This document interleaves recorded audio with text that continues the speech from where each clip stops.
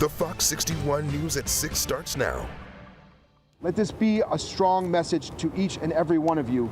The city of Hartford is coming for you, and we implore you to comply with the laws of the city. We implore you to fix up the conditions of your properties.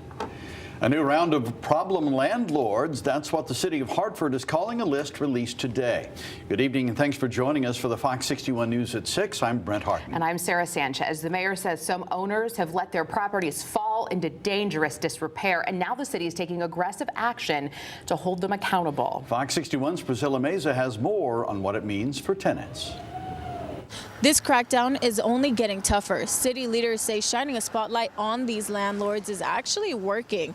It's forcing many problem owners to sell, face foreclosures, or finally fix the unsafe conditions tenants have been living in. The city of Hartford released new enforcement details today that point to landlords with severe and repeated violations. Mayor Arunan Arulambalam says the list includes rodent infestations, collapsed ceilings, and entire buildings left vacant and attracting crime. It turns out it works. When you shine a light on those landlords, they will straighten up their act or get out of the city of Hartford. And that accountability was backed up by real enforcement by the people standing behind me. This year's list includes owners from New York, Florida, Connecticut, and beyond. Hartford's mayor says these landlords profit off neglect in communities they don't live in. Let this be a strong message to each and every one of you. The city of Hartford is coming for you, and we implore you to comply with the laws of the city. We implore you to fix up the conditions of your properties or face the full weight of the law of the city of Hartford. Hartford's Fire Marshal Edwin Sharif says his department responded to one of the properties this week for a fire that he says could have been prevented. Block staircase, stairs that are being in disrepair, or problems that are not addressed by the property owner in a timely manner. And those are the things that we're trying to address, and just to make sure that buildings are all safe for everyone involved. The city says its enforcement strategy is delivering results. More than 93% of the nearly 900 units tied to last year's problem landlords have either changed ownership or seen major improvements. Hartford leaders say the goal isn't to push owners out, but to bring in those who are willing to invest in these properties during a statewide housing shortage. We want owners to come in that are going to restore these properties to constructive use so that we have good, safe, clean, affordable housing for tenants. The city says the scrutiny is only increasing and that more landlords could be added to the list if conditions don't improve. In Hartford, Priscilla Meza, Fox 61. Thank you, Priscilla. We have breaking news here at 6:02. I-384 in Manchester is closed at exit 3 right now because of a crash. Yeah, state police say there are serious injuries, and officers tell us a car overturned about an hour ago. We don't know how many people were inside. Drivers are asked to find another way to get to their destination, as the scene is still very active, and we will update you once we learn more. Well, we all survived the first little winter taste of winter, I guess, yesterday. But that doesn't necessarily mean the snow is out of the 7-day. No, she keeps putting that little snowflake back on her graphic. Yeah, the winter weather is here to stay. It's what you expect in December, right? Chief Meteorologist Rachel Frank is here to explain. Rach? Yeah, we have the chance for a few flurries or a snow shower in parts of the state tomorrow. And then here's that real winter cold that'll be settling in for Thursday night into Friday morning. We're looking at overnight lows that will be in the single digits. And I'm allowed to call this cold because we will actually approach the daily record low temperature, especially for the shoreline heading into Friday morning. Here's a look at some of those snow showers to the west of us. I think most of this activity goes to the north of Connecticut, but again, we do have the chance for seeing a snow shower or two during the course of the day tomorrow. Mid-30s right now in Hartford, but we are already below freezing for Torrington, for Windham, and we'll all dip below freezing again. I'm not expecting black ice to be a concern for tomorrow morning, but just keep in mind on your front steps, if you had a little bit of melting of that slush from our last winter storm, that could refreeze. Lows tonight will be in the 20s to around 30, and tomorrow we're looking at highs in the 30s.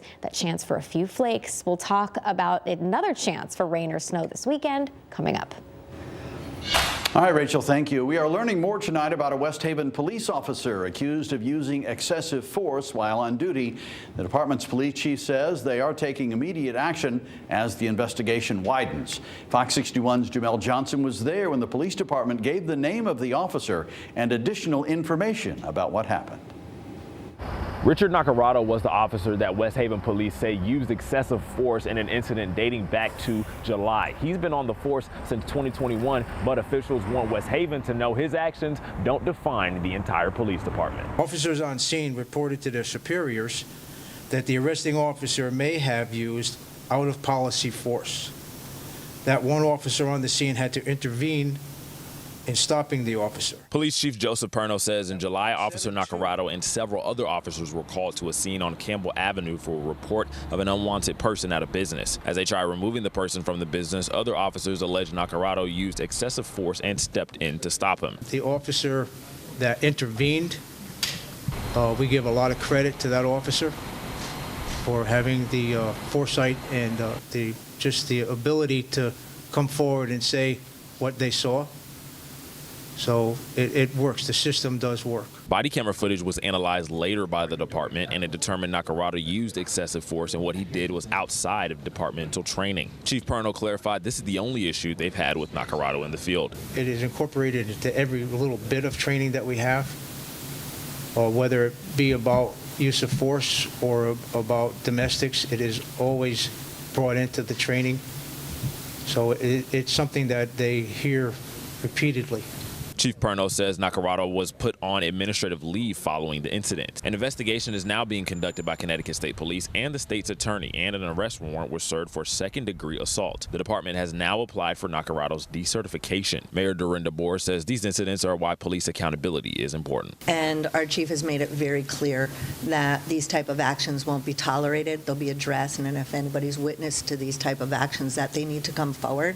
And that's exactly what happened here. The actions of one individual is not a reflection on our entire force that works hard every single day for the residents of the city of West Haven. Officer Nacarado remains on administrative leave as the investigation is ongoing. There are some things that the police chief couldn't get into, like details of the body footage, the name of the business, and the type of injuries that happened as a result. Once that information is released, we'll have it on fox61.com. In West Haven, Jamel Johnson, Fox 61. It has been 6 years since one-year-old Vanessa Morales went missing. The Ansonia Police Department says it's not giving up their search. Her mother, Christine Holloway, was murdered in 2019 by her boyfriend, Jose Morales. He was convicted and sentenced earlier this year. He'll serve 65 years in prison. Morales wasn't charged in the disappearance of their daughter, though. He said he was high when he came into the home, killed Holloway, and left with Vanessa. Now, since it's been 6 years, police sent us this age-enhanced photo of her. They're asking anyone with information to contact Ansonia Police or leave an anonymous tip at tip 411. Stamford police say they found a decomposed body and multiple explosives inside a home after an hours-long standoff yesterday. This comes as neighbors were told a few hours ago they could return home. Detectives tell us Oak Lawn Avenue will remain closed until tomorrow morning for their investigation. Now, this all started around 9:15 in the morning yesterday when officers tried to give an eviction order. Police say things escalated when the man barricaded himself and exchanged gunfire with officers throughout the day. Officials tell us the man, identified as 63-year-old Jed Parkington, later died from a self-inflicted gunshot wound. Investigators searched the home and they say they found a second body that appeared to be concealed. They say they also found pipe bombs, grenades, and Molotov-style devices. Connecticut State Police are looking further into the standoff and the second body. Fox 61's Valerie Moravi just spoke with Stamford Police, and she'll tell us what she learned on the news at 7 on Fox 61+. Waterbury police are looking for a person who broke into a golf shop. Take a look. This happened on Friday around 3 in the morning at Western Hills Golf Pro Shop. This video shows the suspect breaking through a glass window with what appears to be a crowbar. They took 24 cases of golf balls worth more than $1,400. Investigators are looking for any information that could help them identify this man. If you recognize him, you're asked to contact Waterbury Police. And new at 6, a Newington man is out on bond right now after he was arrested earlier today on child sex abuse materials charges. Detectives have been looking into Dylan Taylor for an unspecified amount of time after they received a tip. Police say digital evidence confirmed he had the illegal content. Taylor is scheduled to appear in court in 2 weeks. Woodbridge police charged a Seymour man and woman yesterday after they say one dog died from their care while the other one currently is recovering from starvation. Before we show you the dogs, though, we do want to warn you that this could be a bit disturbing. Investigators say they found 2 malnourished dogs at Erica Kittle and Wilfredo Lebron's home in late October. Officers say the 11-month-old Cane Corso was covered in feces. The dog was taken to the emergency room and died a day later. But officials determined the dog died from severe emaciation because of chronic neglect. Police say they found the corgi during their investigation, and they say it was in starvation mode. Kittle is out on bond, but LeBron is still being held. They're expected to face a judge on animal cruelty cases on the 17th. Well, Plainfield police tell us an 83-year-old was hospitalized this afternoon after she was hit by a driver's mirror. The woman is expected to be okay. Investigators say a 76-year-old driver hit her with her passenger side mirror while she was walking across Norwich Road near Railroad Avenue. There's no word on whether the driver will be charged. The case is under investigation now.